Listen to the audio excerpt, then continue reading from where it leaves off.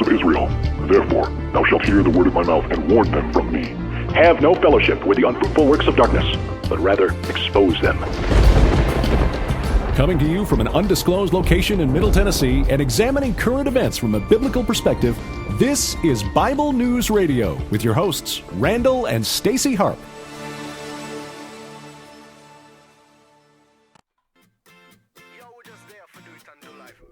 Hi, everybody. So this is Jamie Grace. And she's a lot younger, actually.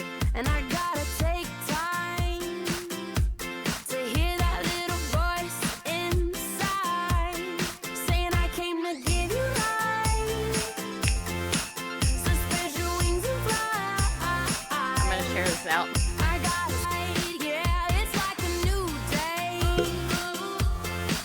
Woke up to hear you say I came to give you life. So spread your wings and fly. Now go and show no fear. You are enough to change the atmosphere. So go into life big, big. I wanna do life big, big.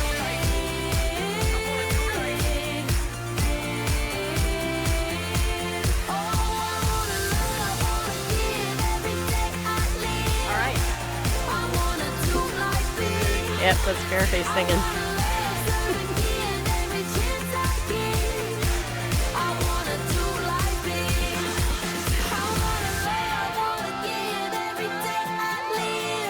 Nailed it. Yeah, I did. This is water, people.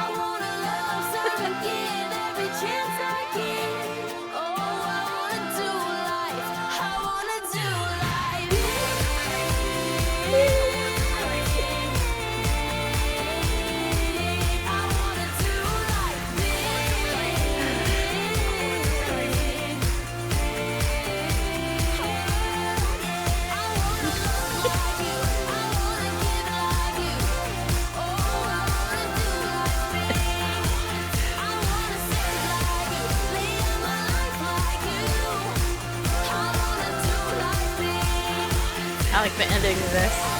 Just listen really carefully.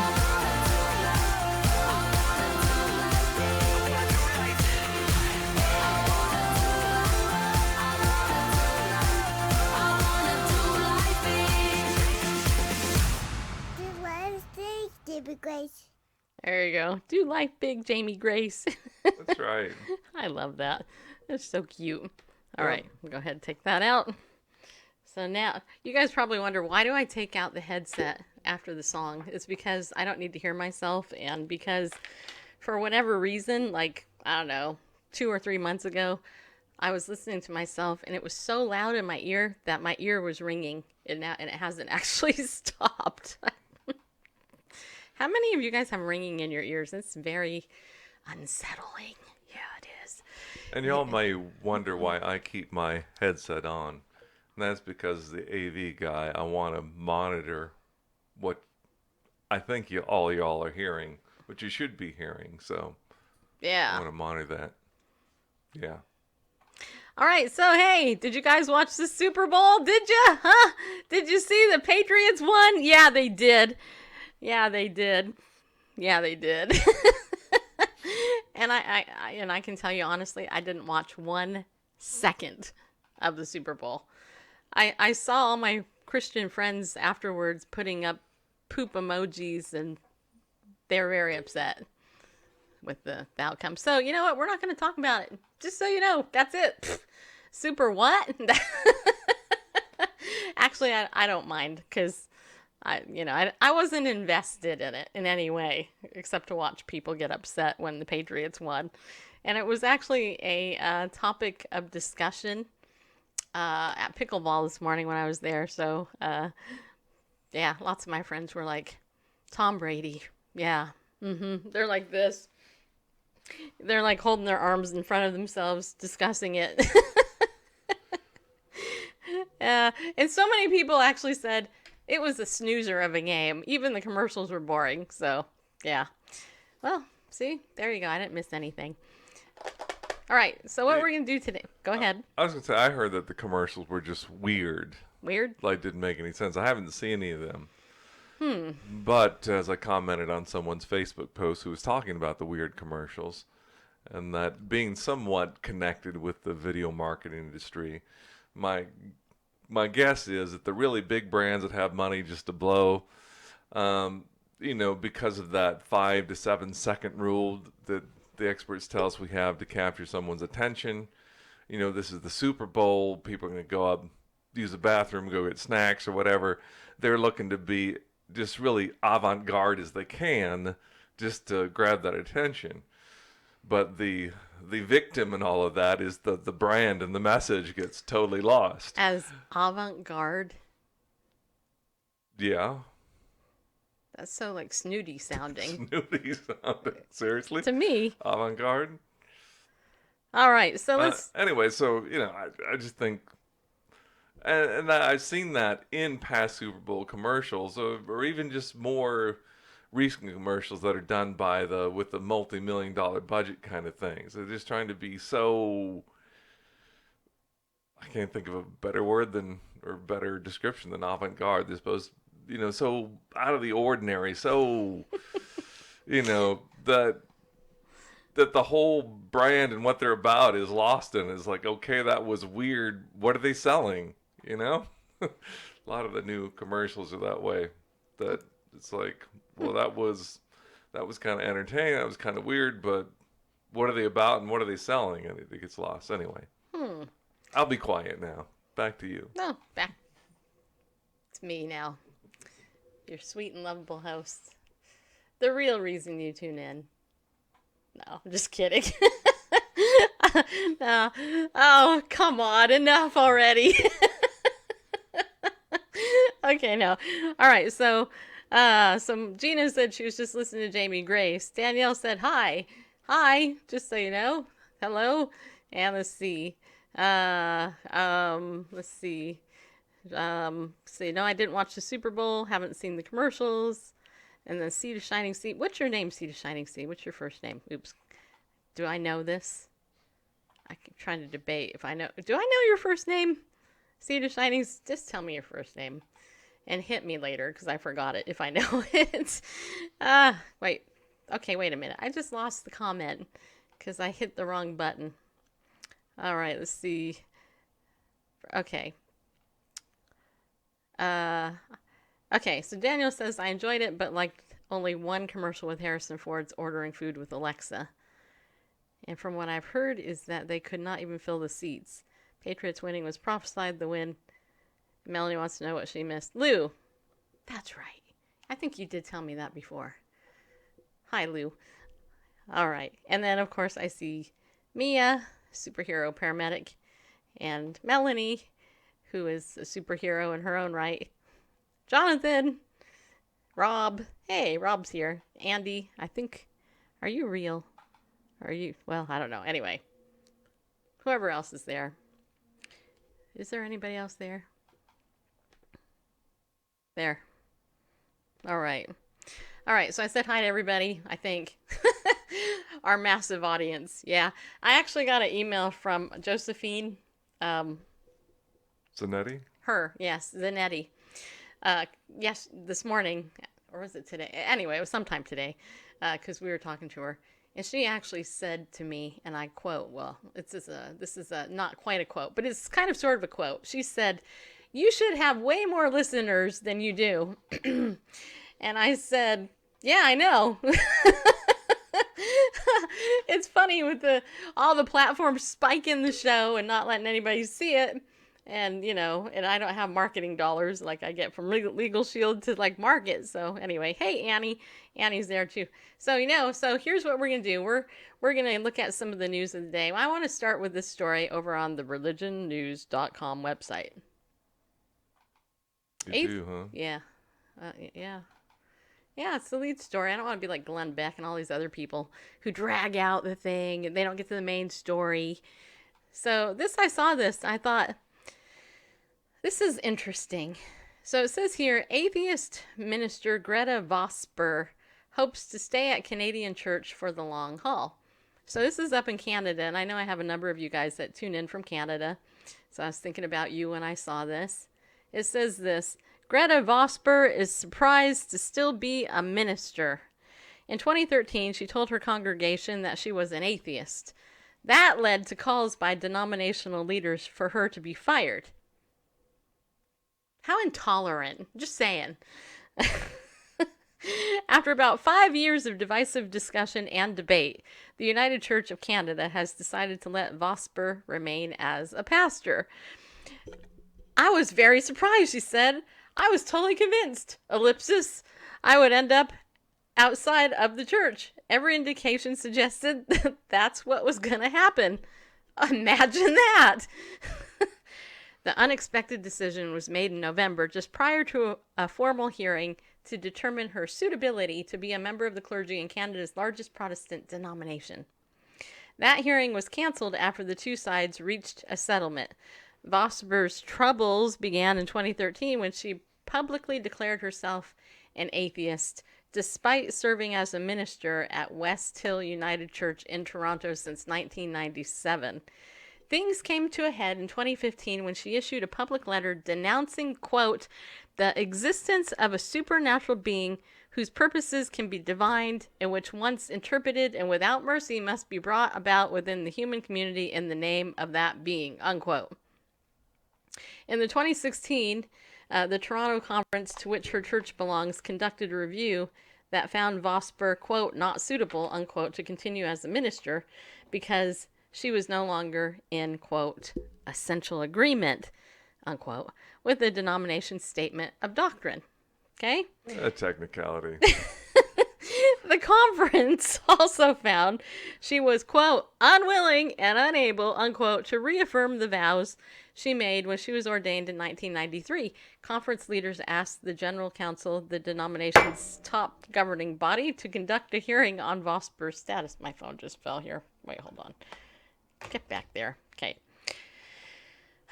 But before the hearing took place, the Toronto conference and Vosper reached a settlement on November 7th to let her keep her job.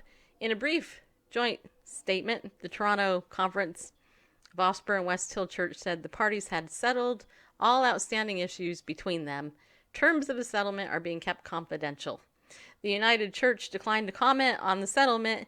In an open letter to the denomination, the Right Reverend Richard Bott said that there are a variety of feelings about Vosper's ministry. Quoting a previous moderator, he said that the church was struggling with two core values which are central to our identity.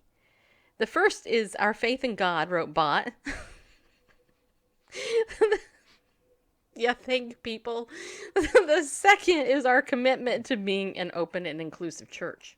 Mm-hmm. With no identity, apparently. Right.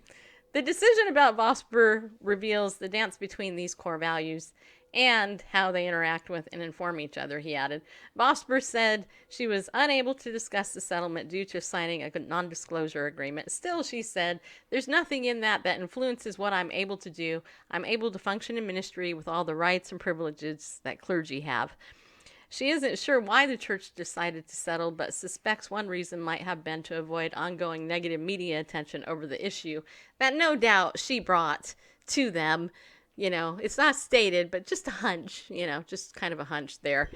Vosper also thinks it was because church officials realized she wasn't about to give up. No, she wasn't. An angry atheist in the midst of us. It may have been simply that the church had been betting on my backing down because of the financial burden, she said. Vosper said she run up more than $200,000 in legal bills. A fundraising group called the Friends of Greta Vosper has raised about $80,000 of that total, and she and her husband have paid the rest. Vosper was willing to go through with the hearing even if the ruling went against her. She said she is fit for ministry in the church. She said she believes what she was taught in seminary. Everything I teach is consistent with the theological training I received, the 60-year-old said.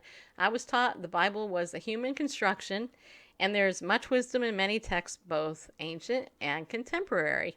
During her studies, Vosper said she learned that the Bible isn't the only source of spiritual or moral authority. If the Bible is not the authoritative word of God for all time, she says, why does it take such a central position in the United Church? Despite all that this has happened, Vosper said she is still committed to being a minister in the United Church. She loves her congregation, and the United Church is still her home, despite her disagreements with denominational leaders. I still feel that this is my denomination, she said. This is my heritage, and to refuse to allow me to participate and continue in ministry felt like a betrayal. There you have it, peoples. There is so much I could say, but Bareface, what do you think? I gotta get your opinion because first of all, this is why you should not go to seminary. Just saying. I mean, this clearly was a liberal seminary, apparently, that she went to. Because it clearly didn't teach biblical doctrine. You think? No, I know, apparently. What a crock is what somebody's saying in the chat room. Yeah, obviously the congregation doesn't care. Yeah, I know, her local church board and the congregation can oust her. Obvious. Yeah. Yeah, Melanie says, what is she ministering about if she is an atheist? And she's not eligible. Hello. All right, so... And Annie's at Arby's. She's waiting for a bus. Just so you know, that was said as well. Annie, go get that. Stay warm. Yeah. Okay. And Gino Pasta just showed up. All right, Bareface. So what do you think? What do you think of this? I'm just trying to wrap my head around it. It seems crazy that we're even discussing this. Does it why? Really? Well, it tells me a lot about the United Church of Canada. It's united. Oh, Canada. It's united around a non-existent identity. We're open and inclusive, so we don't stand for any particular thing other than being open and inclusive to any belief, any person. We're just a group of people that agrees to disagree or just celebrate our that's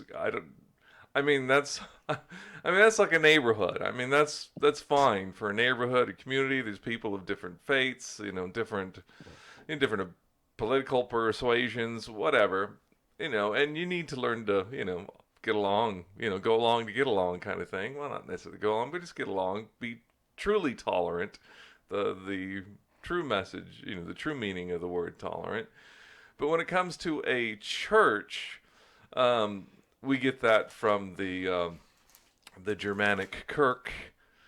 But in the scripture, what was translated church is the Germanic Old English Kirk is substituted there is the Greek word ekklesia. Right. What it means is the called out ones. Right. Yeah, it's not the lumped together ones. It's not the smorgasbord of any kind of belief, atheist, you know, Buddhist, you know, Catholic, Protestant, whatever, come on in, and, you know, as long as we can all sing, we know the words to Kumbaya, everything's great.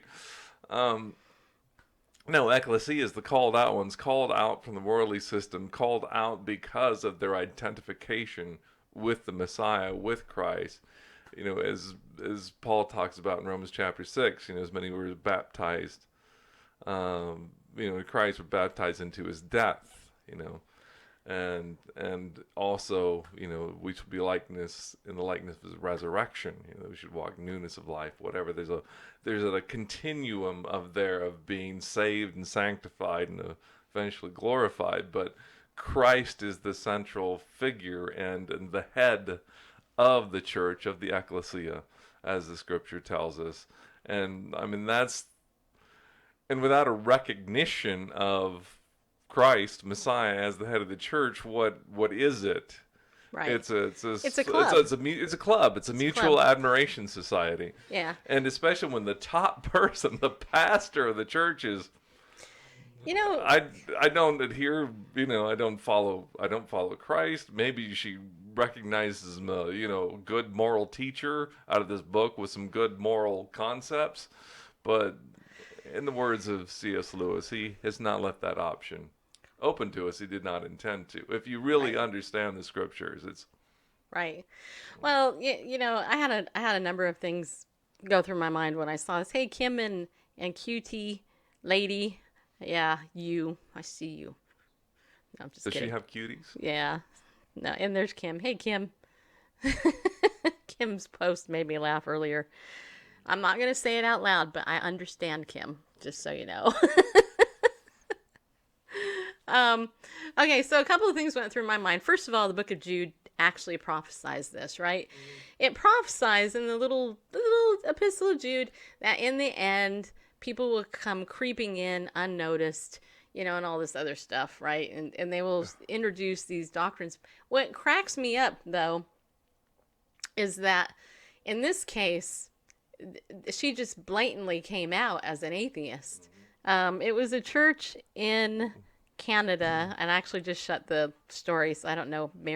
Bareface can look it up, but well, it was it United Church? United Church in of Canada, but I don't know which particular denomination. Well, that was the denomination. What particular congregation? Okay. Well, anyway, so when he's looking that up, so that's the first thing that I thought of when I read that. I thought, you know, it's really sad that today you can actually be so blatant. You can just walk in, you can say, hey, you know, I'm an atheist, and guess what? You know, now I'm the pastor. Blah. But you know what? Here's the truth, you guys. This isn't anything new. There's actually been a movement for a number of years. The last couple of years, a whole bunch of pastors have been coming out saying that they're atheists. They don't believe in God anymore. There's actually a movement. You can actually Google this, and you can see that there are a number of churches out there where this has happened, and this is actually a movement. And what has happened is these pastors have actually formed a network. Believe it or not, they've actually formed a network because they want to minister to people, they love people, but they don't believe in God, they don't believe in Jesus, they think the Bible is a bunch of hooey, blah, blah, blah. And it's sad. It's completely tragic. The other thing that I find tragic, and I wonder, because the part of me, I would love to sit down with this lady and say, so what was it that you learned, first of all, in seminary that led you to believe one way over just reading God's word just by itself? Because frankly, that's all I do. Yeah, seminaries are a dangerous place. They for are. faith, A lot of because- people call them, quote, cemeteries. People go in there, they lose their faith. And this is not meant to be funny. It's actually true. And, you know, I could list a number of famous seminaries that no longer adhere to biblical truth, you know? So there's that. But then my greater question is, okay, so this happened to her. All right. So what was the initial outcry in the whole congregation, and how big is this church anyway? So did people leave this church when she came out as an atheist? I would have. I would have said, see ya, I'm out of here. I mean, you're not going to be my spiritual head. If you don't even believe in God, forget that. I'm out of here, you know? Uh, So this is the destruction, the internal destruction that happens in the church. And this is what breaks my heart. And yesterday Randall and I were actually talking. We had a very interesting conversation as a husband and a wife. We were eating our dinner, and I was sharing with him the insight that I got in my Get Slugged devotion yesterday morning. And he was sharing with me what he was sharing on Saturday that I didn't listen to live. And it was interesting because we both got the same message. God talked to us differently, though. Anyway, we were talking about how one of the callings I think that we both have on our life is I think that we're really called to teach and actually disciple, which is why I don't really care that I don't have 5 million people following us. I'd rather not have that many because it's just too many people to be paranoid over. You're following me. Get back. I'm a reluctant leader at that, if I am one at all, which I am. I know I am, but still, we called to make sure that we're called to disciple. That's what we're called to do. And the reason why this type of stuff I think happens over and over and over again is because there is a very little percentage of the church these days that actually gets discipled. Most people go to church, they sit there, they sit through the canned service, which most churches have, and I'm not trying to be mean, I'm just saying it how it is. It is. You can go into most churches, welcome, praise music, announcements, mini sermon, more announcements, closing song, we're done. And maybe there's a prayer in there for 2 minutes, just saying. So, and then if your church has a Bible study, usually it's not out of the Bible. Usually it's out of some Christian author's book, which isn't all bad. But, when the Bible isn't the primary source of what you're reading, it's very easy to get laid with other, beliefs and things like that, because the doctrine isn't necessarily there. I mean, Randall and I were talking about 2 Corinthians chapter 1. Was it chapter 1 or 2? Chapter 2, verse 9. The verse that I put up a couple days ago about eye has not seen and ear has not heard what God has prepared for those who love him. And in the context of that, we always take that verse out of context and think about the future and heaven and all that. That's not the context of that verse. The context is actually him quoting Isaiah, which was a prophecy about Jesus, who Paul, happened to see in a risen form, by the way. But it's just, that's what he, was talking about. He was talking about how the disciples and all the church age of that day didn't even imagine how the Lord was going to show up. Not even. It's like, oh my gosh, no, because we're humans. We think like this in finite ways. God is infinite. He thinks like, we can't even imagine, right? I mean, that's the truth. So I bring up this story for 2 reasons. Number 1, I want you to see that Bible prophecy is being fulfilled. And number 2, you need to be aware of the people who are shepherding you and being your shepherd, because if they don't believe in God, I'm like, I don't care how nice you are. I love you. We can go out to coffee together, but I'm not going to let you be my spiritual head. That's just not going to happen. Bareface. Yeah. I've found the church's website. It's West Hills Church in Toronto. Okay. And they have a section of what we believe. And I thought, well, this should be interesting. I wonder what they believe. Yeah, what do they believe? Typically, you look on a church website, what believe, and then they give like a sentence and the scripture to go with it. Another sentence, another statement with a scripture that they believe, backs that up. That's the typical church website that I've seen, right? Yeah. Let's take a look. I'm going to see if I can't make this where you can read it. Okay. Y'all can read it. If not, I'm going to read it anyway. This is just so. It's almost a proverb for relativism today. It'd be funny if it wasn't so sad. Right. But what we believe. they have here on their website their beliefs. In 2003, when we gathered together to begin writing a statement of faith, we experienced firsthand what statements of belief do. In the same moment that they identify a group, they separate it from others. I.e., beliefs divide people into those who belong and those who don't. Oh my God. Those on the inside and those on the outside. Oh, brother. We discovered that we would rather create a document articulating how we wanted to live. Kumbaya. We felt it reflected an aspect of our Christian roots in the early committees who shared what they had and became known for how they loved. Well, yeah, Christian roots was they'll know you're by disciples by how you love one another. But that's the aspect they wanted to keep. It reflected an aspect, not several aspects, an aspect. So we researched statements of principles and values from numerous organizations. Why narrow yourself to, just Christian organizations or the historical church? From numerous organizations, created a draft, formed a writing group, created more drafts, shared it with a congregation and small study groups, solicited input from outside groups and individuals, and finally created the document that came to be called Vision Works. Vision Works. It was determined, they probably hired a consultant too. Probably. It was determined that to keep it relevant and useful, it should be reviewed and revised where needed every 5 years by writing groups. Those are most important. With invitations from input from those involved with West Hill and beyond. Vision Works has therefore been revised twice. Since 2003. Well, who knows when they wrote it? That's when they sat down and decided the statement beliefs were divisive. Anyway, each time with rich discussion, new questions, deep deliberation, and fresh insights. We hold ourselves, our actions, responses, decisions, and choices accountable to the principles and values we have chosen as our guides for living in right relationship with ourselves, with others we know, and with others we may never meet, and with all life on the planet.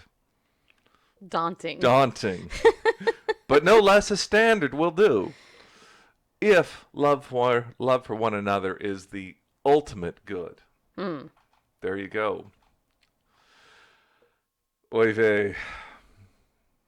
Well, this is why we exist, to mock and make fun of stuff like this. I clicked on the Vision Works. Oh, Vision Works 2009. 2009 is when they wrote it, and it's been revised twice in the past 2 years.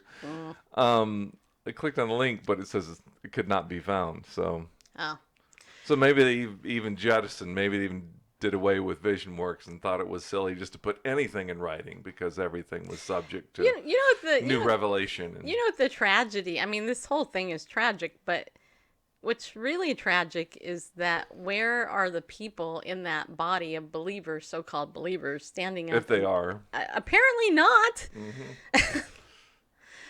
Yeah. So what kind of court? The fact that this went to, she needed legal representation, so it must have been some sort of either arbitration or a court of law. I don't know, but $200,000 of her expense, and people raised $80,000. They wanted her as the so she paid $120,000.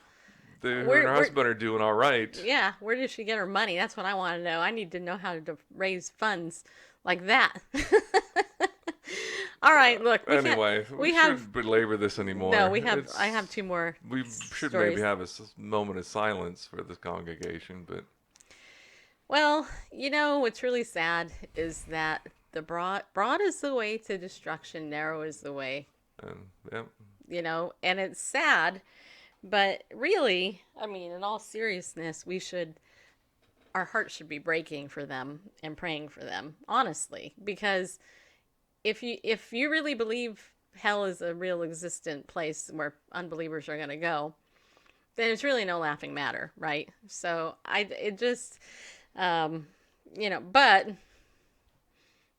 this is how far we have fallen as a culture in the world, and the enemy is on the move, man. He's on the move.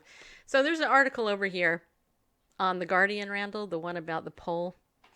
This is titled, Many People in Mostly Christian Countries Believe Values Clash with Islam, according to this poll. Now, this is interesting. I bring this up because this is interesting.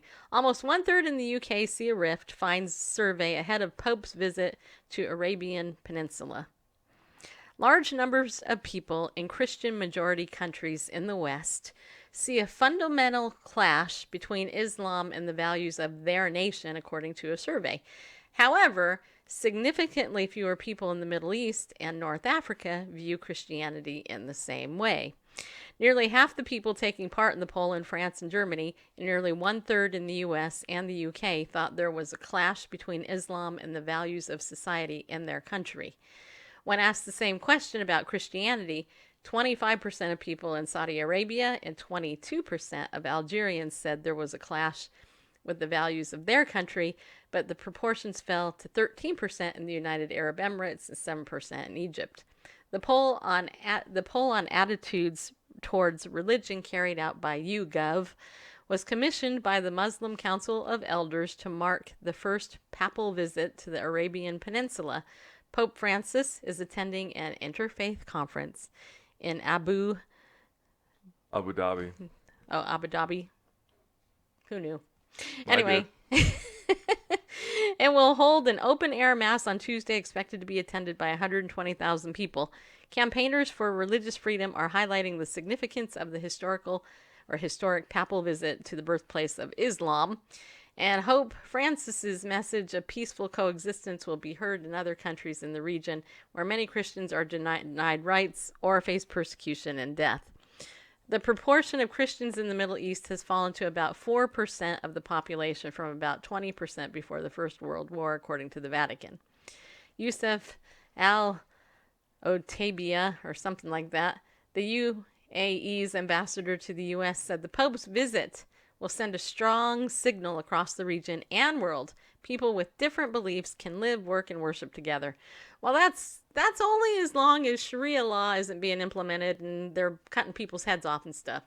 Just saying.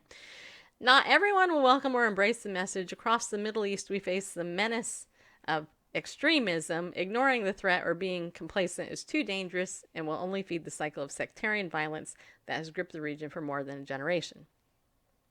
Meanwhile, human rights campaigners have urged the Pope to use his landmark visit to address the war in Yemen. The UAE is part of the Saudi-led military coalition that has been accused of human rights violations in the country. In a letter to the Pope, Human Rights Watch said the coalition had, since March 2015, indiscriminately bombed homes, markets, and schools, impeded the delivery of humanitarian aid, and used widely banned cluster munitions. In a pointed address in St. Peter's Square shortly before boarding his plane to, how do you say that? Abu Dhabi. Abu Dhabi, my word of the day.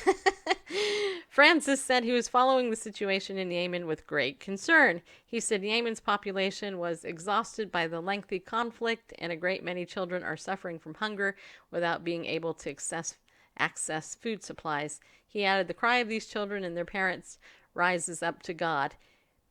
Okay, this is quite long, so I'm not going to read the whole thing. I think you get the point. Okay, so the point is that Christians who actually know the Word of God actually believe that Islam isn't compatible with it. It clashes with it. And yet here you have ecumenicalism in its most prominent form through the Vatican, going out there and basically going, hey, we're going to a Muslim thing. We're going to go coexist. You guys, look, you can't coexist. And the Bible is very clear about that. In John 14:6, when Jesus answered the question who he was, he said, I'm the way, the truth, and the life, and no one comes to the Father except through me. Period. Christianity is exclusive.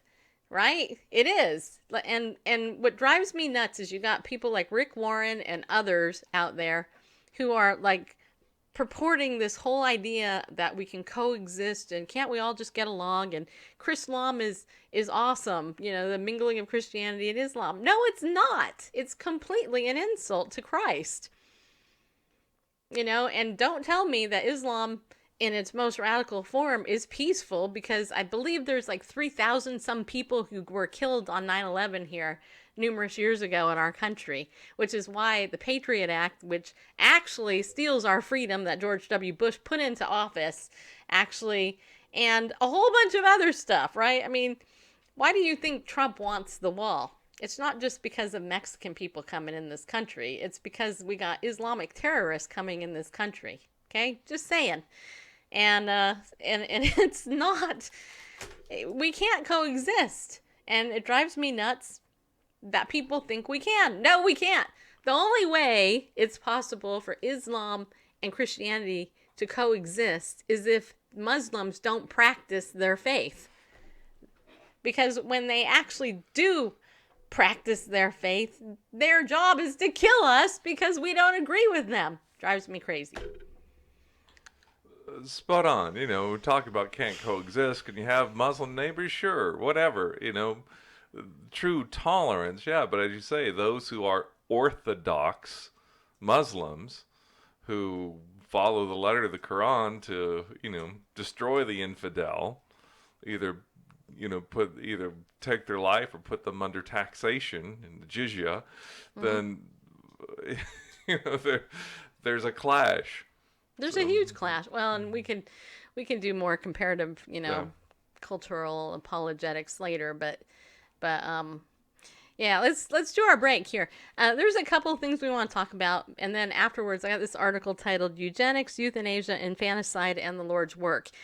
You guys, look, we have to talk about this because this idea of infanticide here in America, especially in New York, if you guys saw some stuff I posted on my Facebook page this weekend, fortunately it didn't pass, but the article that I'm going to read you is written by a doctor and a lawyer. She was on our show last year, but I want to read you her article about this because in the same, we have these nutty things going on where atheists can lead churches, and now we have people in our country who are advocating for infanticide. I mean, that's a baby being born, and then, let's just let it die because we don't want it. I mean, how the hell heartless do you have to be to do that? And my friend Vicky and a number of you actually sent me articles on how come our government doesn't fund adoption, the other A, right?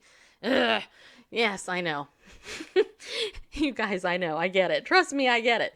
But Ariel Ministries is sponsoring our show still, and we're very grateful for that. You guys, look, if you want to get some good, solid Bible stuff, go to ariel.org and go ahead and save 20% whenever you buy anything in there. Okay? I mean, there's some good, solid biblical stuff. We recommend the Highlights of the Life of Christ from a Jewish Perspective, the books. There's 4-book series, and there's also the abridged version. If you get the abridged version, that will be awesome. I mean, it's cheaper than getting all 4 books, but the abridged version is what Barefaced, do you use that one? Or you use, yes. Yeah, this is the one Randall's using on the weekends. This will change your life, you guys, if you really get into the meat of it. And I know many of you have shared how Randall's teaching on the weekends really ministers to you and it blesses you. And we're so touched by that because that series Randall and I listened to on cassette tape 25 years ago, right? I mean, I'm getting old. I listened to that 25 years ago. It changed my life and it helped me to understand the Bible better. So this is a book you should get for sure. The Life of the Messiah from a Messianic Jewish Perspective. It's the best book you'll get, for the investment. And you'll save 20%. Also on our website, we have a number of other resources you can check out too. There's nothing bad on there. We only recommend good stuff. We do have the book American Amnesia available if you want to get into some of the American history that Dr. Jerry Newcomb talked about with us last week. Right there, a donation of $30 to us would be, and I'll send that out to you. And I think I said I would include a magnetic bookmark for that. I'm a bookmark lover, especially magnetic bookmarks. They're super cool. I don't know who came up with the idea, but magnets are not just for fridges anymore, people. They're for books. In fact, I don't know. You're not getting old, just wiser. Thanks, Kim.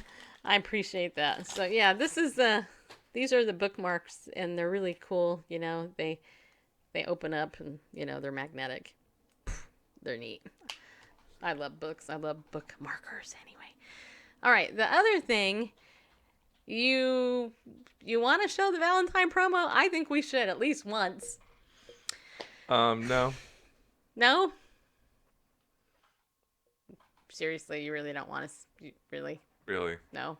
Okay. It's on the Bible News Radio Facebook page. So. Okay, Randall doesn't want to show the promo for the Valentine's Day card thingy. But last week, we mentioned that he was going to do it. For $15, you can have a video Valentine sent to your loved one. All you got to do is have bare face. Her idea. It was my idea. All you got to do is just go there and have bare face do it for you. Hey, I bought one for my dad, just so you know. I uploaded a picture of me and my dad, and I had Randall do a video, and I haven't even seen it yet, but I'm sure it's awesome because he's awesome, and this is a nice, fun way to make your relationship, your love relationship, whatever it is, last forever. You can take the video, put it on YouTube, and for years you put it on Facebook, and every year when you're going through your feed, you can go, "Aw, I remember when I did that," and not only did it bless my loved one, but also supported Bible News Radio. So if you want to do that, that would be awesome. Also, if you want to be a pillar of the community, that means you just commit to donating to us every month. Thank you guys who do it already. I really appreciate it. It means a lot to us. It gives us the opportunity to do more for you. And if also, you can go to BibleNewsRadio.com/give, become a pillar. And if you want to also become a member of Legal Shield or ID Shield, that is also a good way to support us as well. I do have actually 3 stories here. We're not going to have time to get into them, but one thing I do want to say is that right now we're in tax season, right? In fact, today I just got my tax benefit from Legal Shield. Actually, it just came in the mail. We're going to be filing our taxes soon, and you are too, unless you're a criminal. No, I'm just kidding. But the tax scams are out there, and there are a number of articles out there about the tax scams that are taking place. So let me just say this. Look, number 1, in order to prevent tax identity theft, file early if you can. If you're like me and Bareface, we try, but it doesn't happen. But try to file early. File online. If you do it online, make sure that your computer and antivirus software is updated, and set a strong password for your software that you use, okay? Also, if you get a phone call from somebody pretending to be the IRS saying that you need to give info, don't answer it. Or if you answered it, hang up on them. Say, you know what, you're a butthead. You are a liar and a scammer. Because you know what, the IRS doesn't call you. If they want something from you, they send a letter, okay? Just so you know, that's a fact, and all that. So just be aware that those are out there. And I'm going to be doing some type of online presentation in the near future about this because it's huge. And identity theft isn't just about, a credit card stuff, According to this, it says this: identity theft also is referred to as identity fraud. It involves perpetrators stealing your personally identifiable information, such as credit card details, your social security number, and they use it to take advantage, okay? Yes, this is live John Doe. And here's the thing. Last year, in 2018, there was over 500 million pieces of information stolen that was breached. So your info is out there. It's out there. It's just a matter of time before some scoundrel uses it. And here's the thing. It says here, if you fall victim to identity theft, it can result in damage to your credit score, direct financial loss, emotional distress. It can affect you through loss of payments, big fees, credit impacts as well. And you can lose your personal accounts and a whole lot more. And it's a big headache. So that's the thing with ID Shield, which is what I sell. ID Shield, for $9.95 a month for an individual, you can protect yourself, right? And we offer up to a $5 million guarantee if something happens with our service and your stuff is stolen, okay? $5 million, that's a lot of money, right there. We are very confident in our stuff. We've never been breached like LifeLock has numerous times. And we were rated one of the top ones last year for this service. So here's the thing. If you want to protect yourself, and I hope you do, go there. Go to bit.ly/LOJ2019. That's all caps. And click through, send me a message, and I can sign you up. Or you can just sign up on the site. Okay? Get yourself protected. Don't delay it. And look, the reason I say this is because I'm here every day reading these stories to you, but if you can't trust people in the church to be a Christian, to lead a church, how much more so unbelieving scoundrels out there who are just going after your info for the heck of it. Just saying. And I'm not up on it as you are, but the articles that I've read said what's on the rise is criminal identity theft. And that is that people using your identity to commit crimes. So one thing that come out of identity theft is a warrant for your arrest. Yes. That's on the rise. That's going up and up, and that's a really bad thing that can happen if someone steals your identity. Well, and businesses too. That's also on the rise. People stealing business identities in order to get more money because businesses tend to have more money. Send invoices out and stuff like that, and It's despicable. I mean, I shared a story. Scoundrels. I did. I shared a story of a woman who pretended to be a nurse, goes into an assisted living on the weekend with, pretending to be a nurse, getting info, goes in there and scams the elderly people in these assisted livings, which mostly have people with dementia in them. Okay? Of course, these people... Using a valid business name. Yeah. Yeah, these people go ahead, they give the poor victims, they give all the info over because they trust these people. And then they do that. That's exactly why I got my almost 91-year-old dad covered by this. Because frankly, I don't care. I live in Christian Middle Tennessee. Are you kidding me? I don't trust anybody. I mean, I do, but I don't. I'm like, yeah, you're under suspicion until you prove otherwise, especially if you're taking care of my dad. So, it's for the cost of the service, it far outweighs the benefit and the value of it. So just consider that, okay?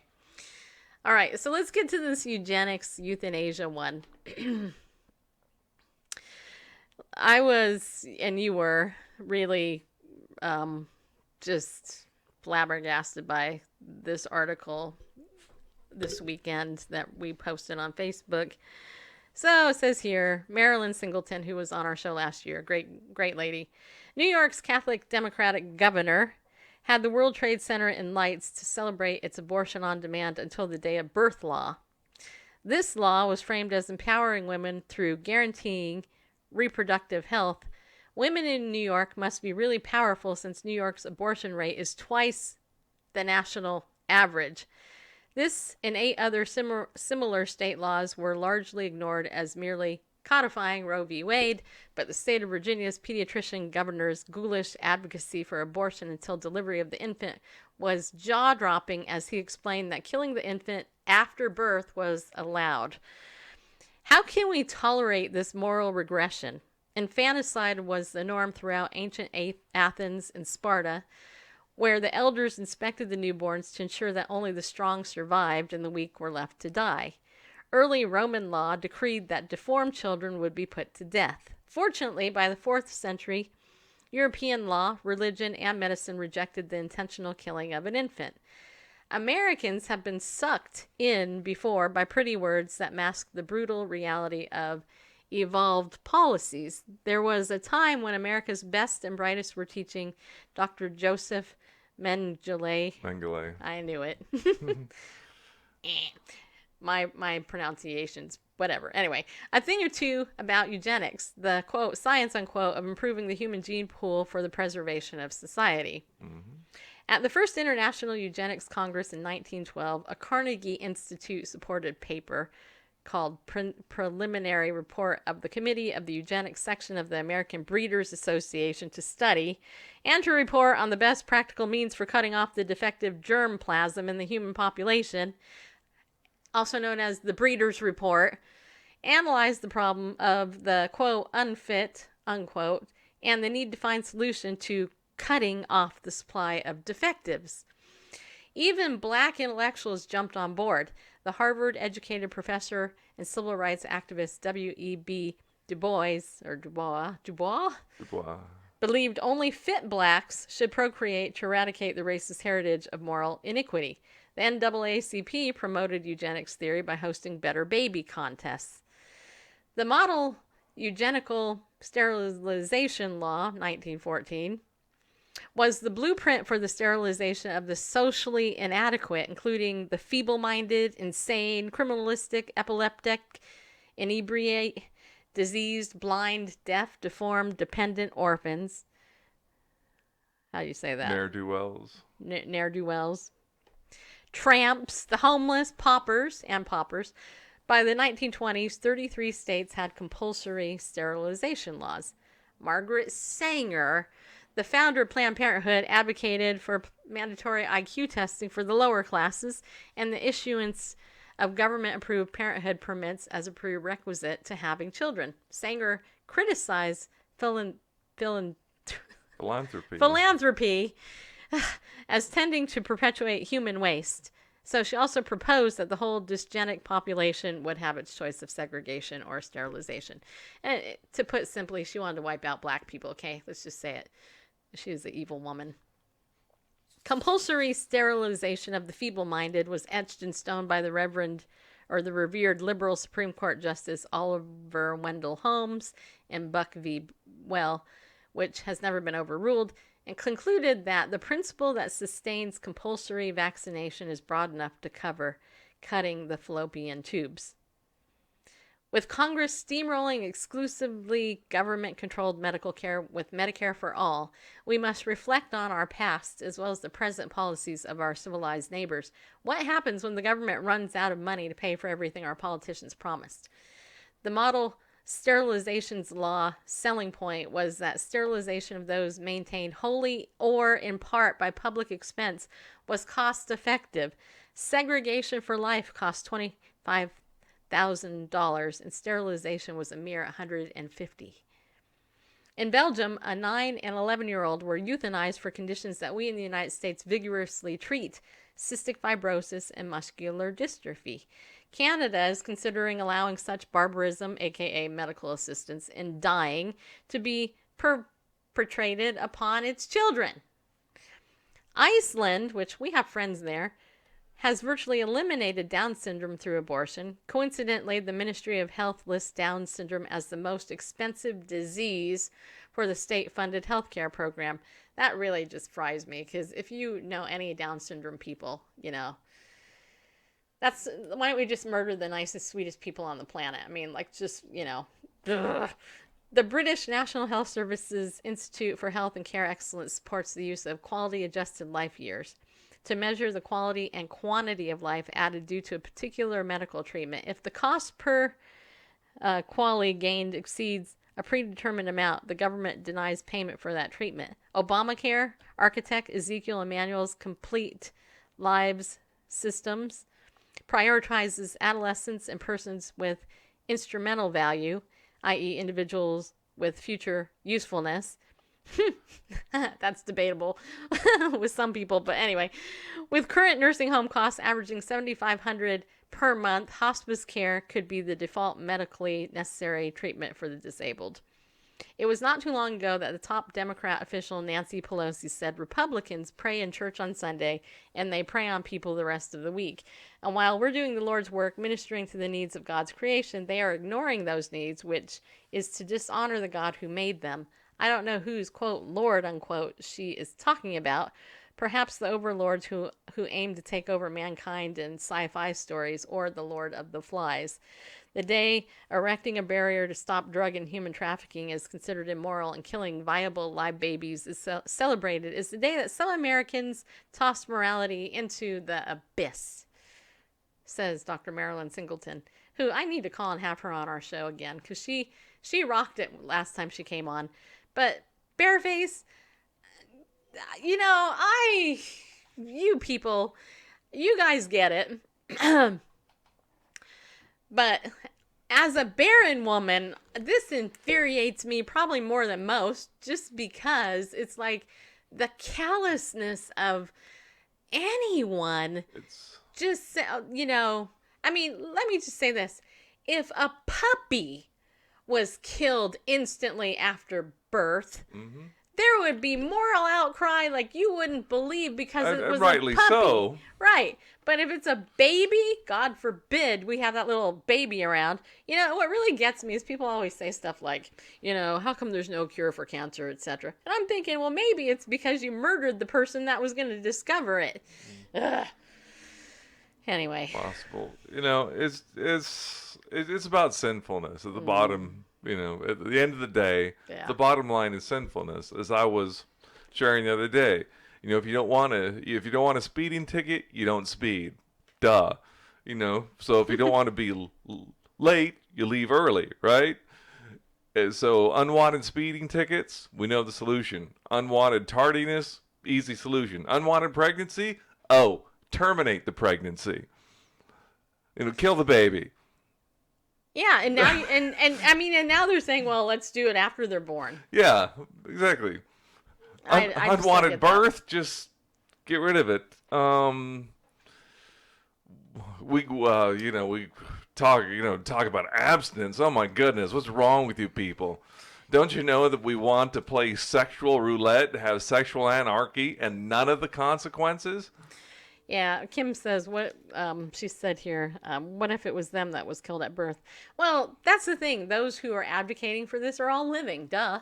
I mean, it's like, yeah, I shared this last week, but somebody asked me at pickleball, do you think there's more evil people today than there are good people? And I said, yes, actually, I do. I do think that there are more evil people today than nice people.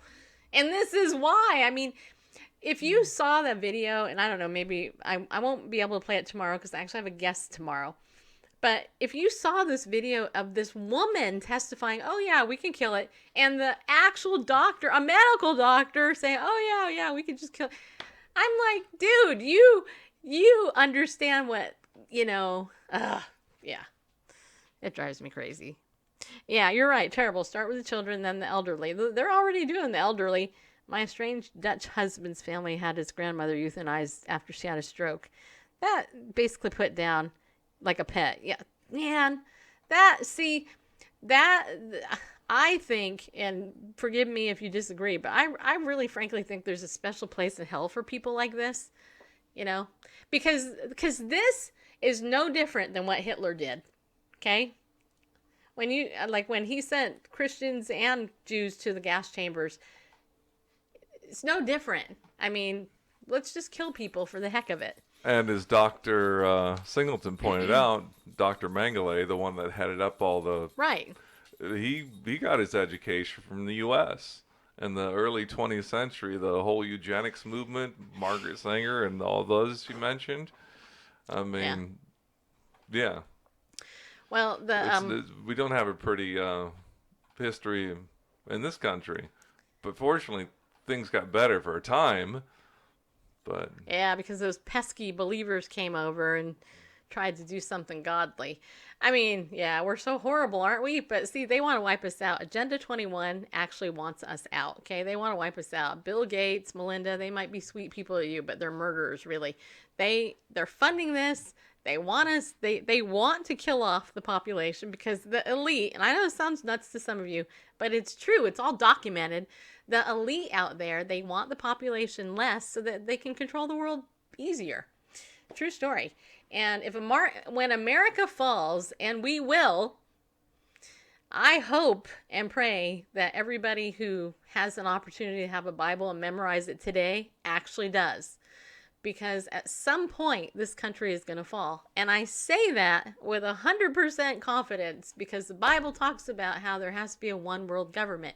If there is going to be a one world government and the Antichrist is going to be ahead of that, America is not going to be America the way that we live it today. Okay? So, I'm just saying, gird up, people. You know, I mean, gird up because this stuff is out there. This is why we are image life bearers.